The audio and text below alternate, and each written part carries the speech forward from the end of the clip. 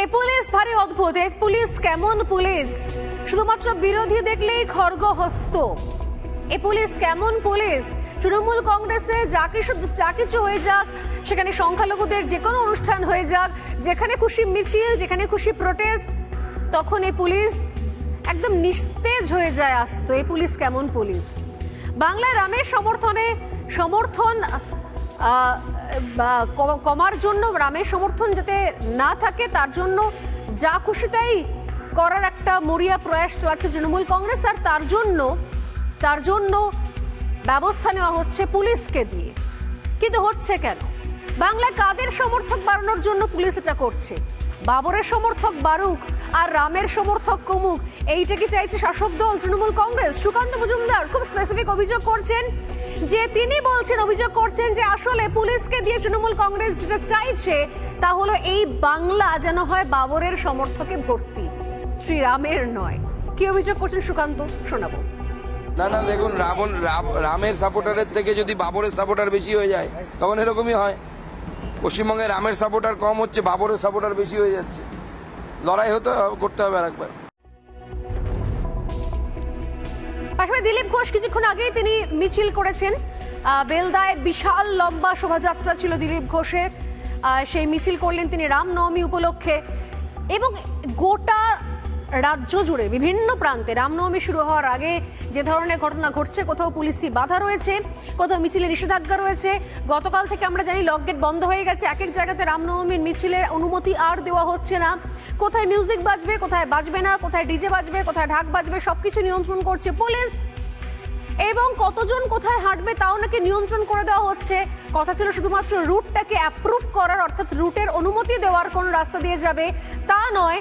যে রুট তৈরি করা হচ্ছে সেই রুটটাকে ভেঙে চুরে নতুন একটা রুট বানানো হচ্ছে, সেই রুটে অনুমতি দেওয়া হচ্ছে বা 11th আওয়ার অনুমতি ক্যান্সেলও করা হচ্ছে। চলছেটা কি বলছেন দিলীপ ঘোষ, শোনাবো একবার। না, সবে তো ট্রেলার শুরু হয়েছে না, আসল ফিল্ম তো কাল দেখা যাবে। আজ যদি কোটি কোটি লোক এখান থেকে মহাকুম্ভ স্নান করতে যেতে পারে, নিজের এলাকায় পা মেলাবেন জয় শ্রীরাম বলে, তাতে তো লোক বেশি হবে। এই গেরুয়াকাই ভয় পাচ্ছে টিএমসির মতো দুর্নীতিগ্রস্ত পার্টি, সাম্প্রদায়িক পার্টি, যারা এত ধুমধাম করে এক মাস রোজা করলো, ইফতার করলো, ঈদ করলো, কোনো সমস্যা হলো না। আর যে জয় শ্রীরামের আওয়াজ শুনছে অমনি বুক শুকিয়ে যাচ্ছে। এইটা চলবে না। হিন্দুদের তাদের উৎসব করতে দিন, নাহলে আমরা করে নেব। যদি কেউ মনে করে দুটো ঢিল পাটকেল মারবে, হিন্দুদের ভড়কে দেবে, রাজনীতির লাভ নেই, এই ভুল ধারণা পাল্টে দিন, নাহলে কিন্তু আমরা পাল্টে দেবো, হিন্দু সমাজ পাল্টে দেবে। অথচ এরই মধ্যে নতুন আশঙ্কাও কোথাও একটু করে মাথা চাড়া দিচ্ছে। যেরকম শ্রীরূপা মিত্র চৌধুরী, বিজেপি বিধায়ক, তিনি মারাত্মক আশঙ্কা প্রকাশ করছেন। শ্রীরূপা মিত্র চৌধুরী তিনি কি বলছেন? তার অভিযোগ হচ্ছে ঠিক যেরকম ভাবে শান্ত মোথাবাড়িকে একটা রাম পুজোর বিসর্জনকে কেন্দ্র করে উত্তপ্ত করা হয়েছিল, এবং সেখান থেকে কারা উত্তপ্ত করেছিল, তারা কোথায় মিলিয়ে গেল, তাদের এই অ্যাগ্রেশন, এই ভয়ঙ্কর চেহারা কি করে সামনে এলো, কেন পুলিশ এদেরকে ধরতে পারলো না, আসল মাথাদেরকে।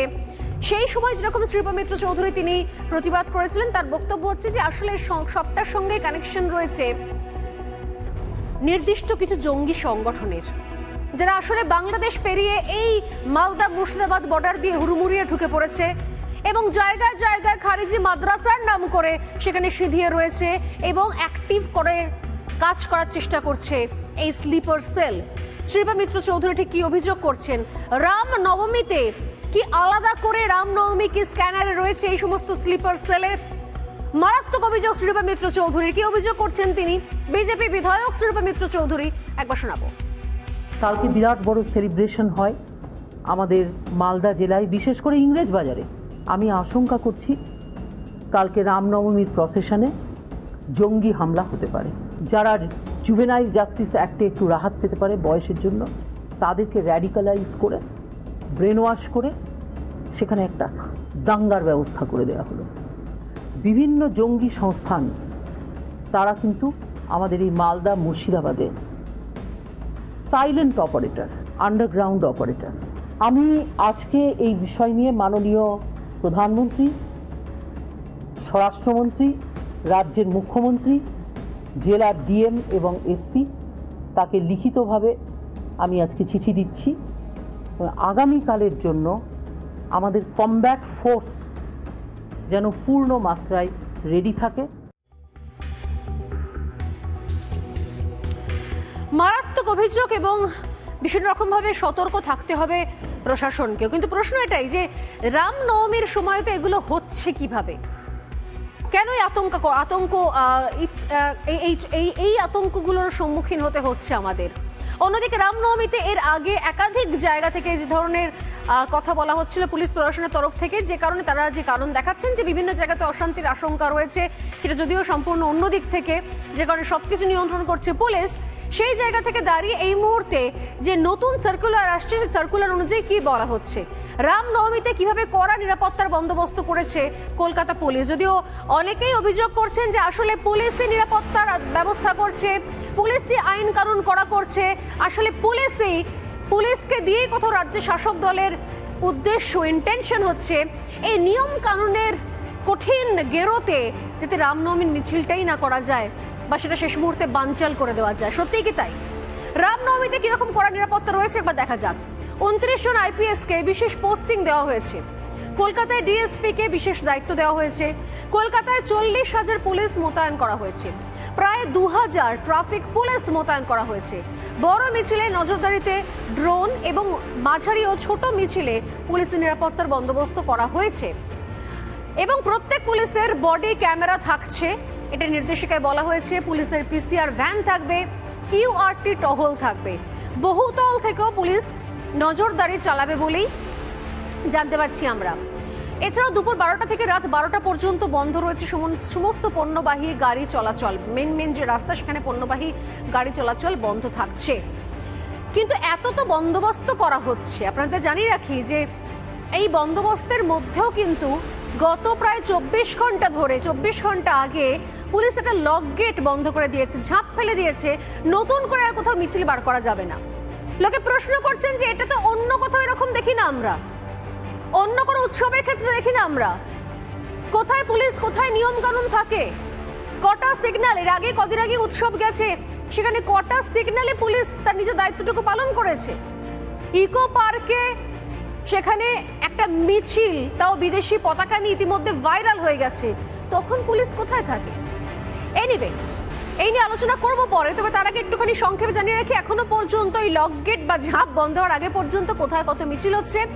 এখনো পর্যন্ত রাজ্যে রামনবমীর মিছিল আমার মনে হয় নিঃসন্দেহে এবার রেকর্ড মিছিল হতে চলেছে। রামনবমীর মিছিলের সংখ্যা প্রায় 2525, যার মধ্যে পুরুলিয়াতে শুধুমাত্র মিছিল হচ্ছে 292টা, বীরভূমে মিছিল হচ্ছে 222টি, ইসলামপুরে মিছিল হচ্ছে 180টি, আসানসোলে মিছিল হচ্ছে 188টি। এই সংখ্যাগুলো এখনো পর্যন্ত আমরা পাচ্ছি, কিন্তু যেখান থেকে শুরু করেছিলাম ঠিক সেখান থেকে আজকে আলোচনাটা শুরু করব। রাম কারুর একার নয়, শ্রীরামচন্দ্রের পুজো করার অধিকার কারুর একার নয়। তৃণমূল কংগ্রেস বা অন্য রাজনৈতিক দল পুজো যদি করেও সেক্ষেত্রে আপত্তি কে করেছে? আমি শুরু থেকে বলি, প্রায় দিনই বলি যে যখন দুর্গাপুজো তৃণমূল কংগ্রেসের কোনো নেতা মন্ত্রী করে থাকেন, তখন আমরা কি বলি যে দুর্গাপুজো তৃণমূলের হয়ে গেল, আমরা দুর্গাপুজো করতে পারবো না? এটা কি আমরা বলে থাকি কখনো? নিশ্চয়ই নয়। তাহলে শ্রীরামচন্দ্রের পুজোর ক্ষেত্রে এই আমরা ওরা সম্পর্ক কোত্থেকে এলো? এবং আরো ভয়ঙ্কর, আমাদের যারা প্যানেলিস্ট এসে গেছেন তাদের সঙ্গে কথা বলতেই বলি যে ইতিমধ্যে প্রত্যেকে জানিয়ে রাখি যে খবর দিয়ে আজকে শুরু করেছিলাম সোজাসুজি স্বর্ণালী, সেই খবরটা আপনাদের জন্য আরো একবার জানিয়ে রাখি। তমলুক থেকে আসা ব্রেকিং নিউজ যা দিয়ে শুরু করেছিলাম আজ সোজাসুজি স্বর্ণালী, তা হচ্ছে তমলুকে শ্রীরামচন্দ্রের পাল্টা হচ্ছে সত্যনারায়ণ পুজো। তৃণমূল কংগ্রেসের তরফ থেকে সেখানে সত্যনারায়ণ পুজো অর্গানাইজ করা হয়েছে। আমি জানি না, আমি কখনো শুনিনি রাস্তার মোড়ে বড় করে ম্যারাপ বেঁধে প্যান্ডেল করে কবে সত্যনারায়ণ পুজো আমরা হতে দেখেছি। রাস্তা বন্ধ করে চৌমাথার মোড়ে বা মাঠের উপর সত্যনারায়ণ পুজো হচ্ছে। শুধুমাত্র শ্রীরামচন্দ্রের পুজো বা রামনবমীর পুজোর পারমিশন দেওয়া হবে না বলে সেখানে পুলিশ সে মিছিলের অনুমতি খারিজ করেছে, পুজোর অনুমতি দেয়নি। অথচ সেখানে তৃণমূল কংগ্রেসের তরফ থেকে ঘটা করে সত্যনারায়ণ পুজো হচ্ছে। এটা কি দিন দেখছি আমরা?